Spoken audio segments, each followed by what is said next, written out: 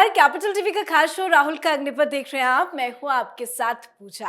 आज आखिरकार मोदी विरोधियों की बैठक हो ही गई, पर अफसोस कोई ठोस नतीजा नहीं निकला।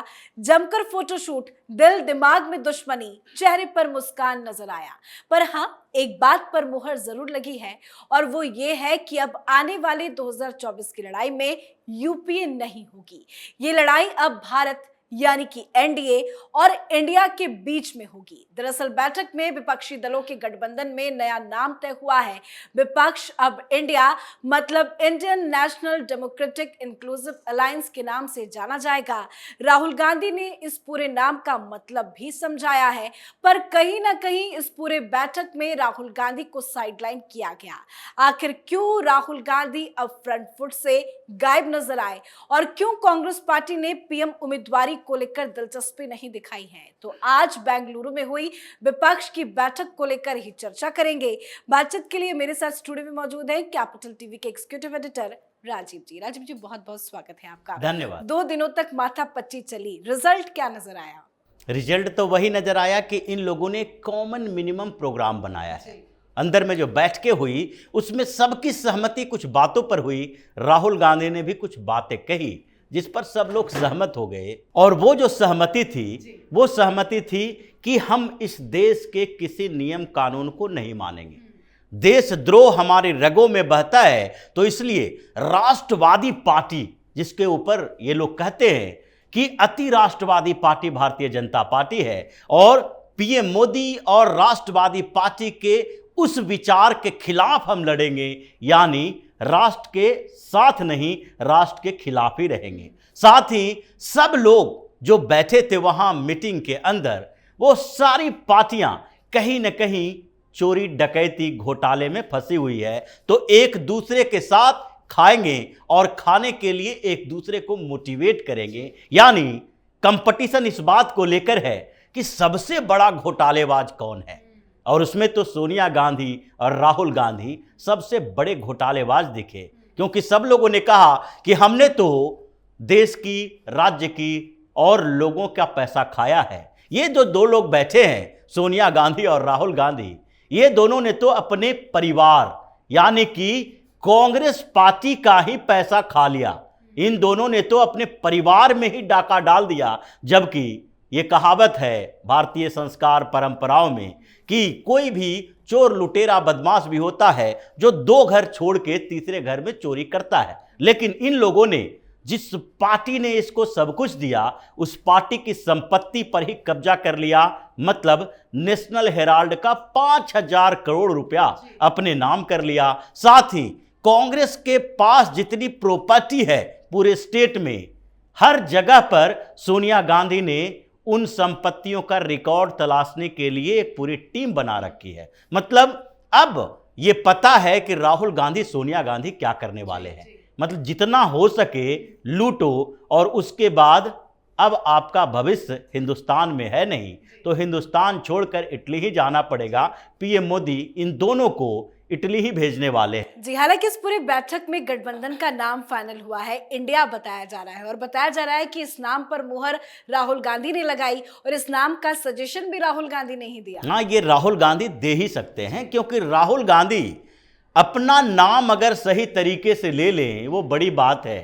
कई बार इनकी जुबान फिसलती रहती है। हाँ, इनके पास एक टीम है जिनको ये लगता है कि अगर राष्ट्रवादी नहीं है तो राष्ट्र का नाम अपने साथ जोड़ लो।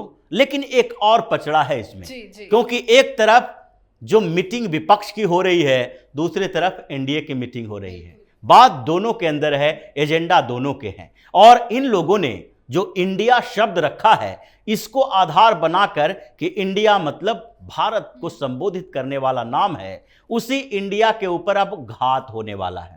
ये नाम परिवर्तन की जो मुहिम चली है, ये नाम परिवर्तन की मुहिम अंत में जाकर यहीं पर रुकने वाली है, क्योंकि इस पर कई बार कैबिनेट में भी, और मोदी के अपने जो किचन कैबिनेट है, जो 3-4 लोग हैं, इनके बीच भी बातचीत हुई है कि पूरी दुनिया में हर जगह हर देश का एक नाम होता है, 2 नाम होता है, लेकिन ट्रांसलेटेड नाम नहीं होता। उसके बाद हर जगह पर इंडिजिनस यानी कि वहाँ के लोगों ने, महर्षियों ने जो वहां के हैं, देश के हैं, उन लोगों ने जो नाम रखा वही नाम परंपरागत तरीके से हमें अपनाना चाहिए। लेकिन हिंदुस्तान एक ऐसा मात्र देश है जो इतने सालों से भी अंग्रेजों का वो नाम ढो रहा है।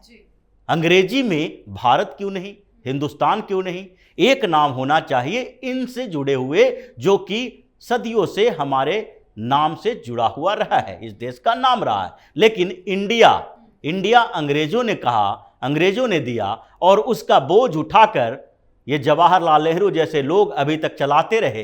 कांग्रेस को वही नाम पसंद आता है और इसलिए कांग्रेस ने ये नाम लिया, जो इनकम्पिटेंट लोगों का एक संगठन है, अक्षम जैसे लोग हैं। यहां पर एक एक शब्द इनका जो है वो प्रतीत होता है कि इनके अपने नेचर को दिखाने वाला है। बिल्कुल, तभी लग रहा है कि आने वाले वक्त में इस नाम को लेकर भी राजनीति होगी, क्योंकि बयानबाजियां भी शुरू हो गई है। खैर, मल्लिकार्जुन खड़गे ने पीएम उम्मीदवारी को लेकर एक बड़ा बयान देते हुए ये संदेश देने की कोशिश की कि कांग्रेस पार्टी पीएम के उम्मीदवार को लेकर कोई दिलचस्पी नहीं रखती। क्या इस बात को मान लिया जाए? दिलचस्पी तो रखती है, लेकिन मजबूरी में उस दिलचस्पी से समझौता करना पड़ा है। मल्लिकार्जुन खड़गे ने जो कहा कि कांग्रेस नहीं चाहती है कि हम पीएम की दावेदारी करें, कांग्रेस नेतृत्व करने में भी इंटरेस्ट नहीं रखती है, तो नेतृत्व कौन करेगा?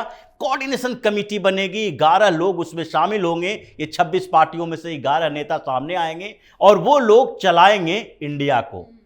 ये चोर लुटेरे लोग इंडिया को चलाएंगे, जिसमें से अब सबसे बड़ा सवाल तो यही था कि क्या दूसरी पार्टियां राहुल गांधी का नेतृत्व स्वीकार करेगी? क्या कांग्रेस के नेतृत्व में चुनाव लड़ना चाहेगी? अब इसी बात पर मंथन ये लोग 2-3 दिनों से कर रहे थे, और इसीलिए कांग्रेस को जब लग गया कि कोई भी पार्टी हमारे नेतृत्व में चुनाव लड़ने के लिए तैयार नहीं है, अगर पश्चिम बंगाल में चुनाव कांग्रेस के नेतृत्व में टीएमसी लड़े तो ये ममता बनर्जी के लिए दुर्भाग्य की बात होगी, क्योंकि वहां पर ममता बनर्जी है जो फ्रंट सीट पर बैठी हुई है, सबसे बड़ी पार्टी है वहां पर। पश्चिम बंगाल के अंदर टीएमसी के अलावा दूसरी बड़ी पार्टी जो है वो भारतीय जनता पार्टी है, जिससे मुकाबला है। तो तीसरे चौथे स्तर की पार्टी कांग्रेस और कम्युनिस्ट पार्टियां ये नेतृत्व कैसे कर सकती है पश्चिम बंगाल में? इसलिए इन लोगों ने क्या कहा कि सीट शेयरिंग का जो फार्मूला होगा वो स्टेट टू स्टेट वेरी करेगा। हर स्टेट में हम सीट शेयरिंग का अलग अलग फार्मूला लेके आएंगे, और उस फार्मूले में क्या होगा, जो वहां की बड़ी पार्टी है वही वहां नेतृत्व करेगी। तो जब अलग अलग राज्यों में अलग अलग पार्टियां नेतृत्व कर रही है, तो पूरे विपक्षी एकता को नेतृत्व करने की जिम्मेदारी कांग्रेस को कैसे दी जा सकती? तो क्या कांग्रेस पार्टी ने सरेंडर कर दी? यह बिल्कुल सरेंडर ही है। सोनिया गांधी ने पहले ही सरेंडर कर दिया था जब वो ममता बनर्जी से मांग रही थी हेल्प, जब उनको लेटर लिख के बुला रही थी कि आप आ जाओ, मीटिंग में बैठ लो, बाद में क्या होगा कोई बात नहीं है, इतने दिनों का साथ है, कम से कम लोगों को दिखा दो कि ममता बनर्जी हमारे साथ है। क्योंकि अंतिम में तो ये होना ही है, साथ में चुनाव नहीं लड़ सकते। वहां अगर दोनों चुनाव लड़े तो भारतीय जनता पार्टी के लिए बहुत बड़ी उपलब्धि होगी, क्योंकि इन लोगों को जो आधार बनाया गया है, आप पूरे इन राज्यों को देखिए। तो पश्चिम बंगाल में अगर टीएमसी, कम्युनिस्ट पार्टी और कांग्रेस एक मंच पर आती है और तीनों पार्टियां एक साथ चुनाव लड़ती है, इसका मतलब है जो कम्युनिस्ट पार्टी से घृणा करने वाले टीएमसी के लोग हैं वो भाजपा में जाएंगे। टीएमसी से घृणा करने वाले कम्युनिस्ट और कांग्रेस जो है, जिसके परिवार में, घर में, आसपास में दोस्तों को टीएमसी के गुंडों ने मारा है, वो भारतीय जनता पार्टी में जाएंगे। ये उसी तरीके से होगा जैसे उत्तर प्रदेश में भी हुआ 2022 के विधानसभा चुनाव में, यहां पर भी ऐसे ही हुआ। जो सारे लोग विपक्ष में बैठी पार्टियां, सपा, बसपा, कांग्रेस, मुसलमानों को केंद्र में रखे, उसके बाद मुसलमानों के एकजुटता के साथ ही दूसरे लोग भी एकजुट हुए और भारतीय जनता पार्टी के पक्ष में समर्थन दिया, जिसके कारण ऐतिहासिक जीत हुई। पश्चिम बंगाल में भी यही होगा अगर ये लोग एक मंच पर आते हैं। दिल्ली में भी यही होगा, पंजाब में भी यही होगा, और जहां जहां ऐसे स्टेट पार्टियां हैं जो कांग्रेस के साथ लड़ती रही है, ग्राउंड लेवल पर दोनों का समझौता नहीं हो सकता। इसलिए ये लोग चाह रहे हैं कि हम समझौता ऐसे करें कि मंच पर तो दिखे, लेकिन फिर भी मंच पर दिखते हुए भी स्टेट पार्टी के यूनिट जो हैं उनको हम ये छूट दे दें कि वहां पर आप एक दूसरे के खिलाफ बयानबाजी करते रहो। ये हर जगह देखने को मिल रहा है। मतलब अब इसलिए विपक्षी एकता की जो गाड़ी है वो ज्यादा लंबी नहीं चलेगी। सर, आपसे जाते जाते एक चीज और समझना चाहेंगे, क्या कांग्रेस पार्टी को समझ में आ गया है कि राहुल गांधी मोदी सरनेम मामले में अब बच नहीं सकते, क्योंकि सुप्रीम कोर्ट सुनवाई के लिए तैयार हुआ है, 21 तारीख आई है न सामने कि जब ये सुनवाई होनी है, क्या होगा राहुल गांधी का? देखिए 21 जुलाई को ये सुप्रीम कोर्ट में सुनवाई शुरू होगी। कैबिनेट तो पहले ही पूर्णेश मोदी ने डाल दिया है, अब दोनों पक्ष के सुने जाएंगे। सुप्रीम कोर्ट पर पूरा भरोसा नहीं किया जा सकता। जिस तरह के फैसले आते हैं सुप्रीम कोर्ट के, उसमें यह नहीं कहा जा सकता कि सुप्रीम कोर्ट इन लोगों के विरोध में फैसला दे सकता है। लेकिन यह तो तय है कि अब सुप्रीम कोर्ट के ऊपर भी इस बात का प्रेशर है कि आप जानबूझकर किसी भी पक्ष में फैसला नहीं दे सकते जैसा कि पहले आप देते आए हो। तो इसलिए मांग इस बात की हो रही है कि आप अकेले या 2 जजों की बेंच ना हो। अगर सुप्रीम कोर्ट में यह मामला गया है तो यह बड़ा मामला है, इसलिए क्योंकि ये मानहानि जो है किसी व्यक्तिगत नहीं है, ये पूरे कम्युनिटी के मानहानि का मामला है। और इस पर जब हाई कोर्ट ने ऐसी टिप्पणी की है तो सुप्रीम कोर्ट में भी इस बात का फैसला होना चाहिए कि क्या ऐसे मामलों में सजा हो या ना हो। क्योंकि जो अभी अभिषेक मनु सिंघवी ने याचिका दायर की, सुनवाई के लिए डेट अब हो गया है, उसमें सारी वही बातें कही गई है। इन लोगों ने कहा है कि जो हमारे क्लाइंट के ऊपर सजा सुनाई गई है और जो इनको सजा बरकरार रखा गया है हाई कोर्ट में, यह हमारे साथ अन्याय है।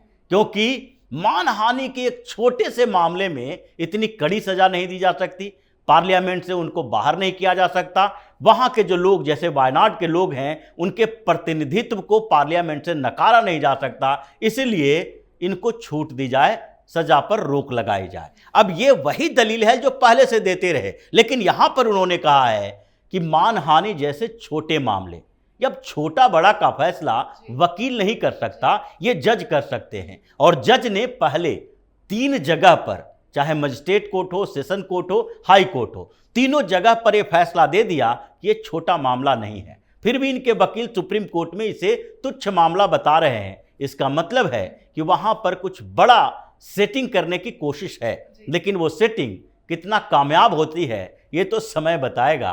सेटिंग होने नहीं दिया जा सकता जी, है। बहुत बहुत धन्यवाद सर समझाने के लिए।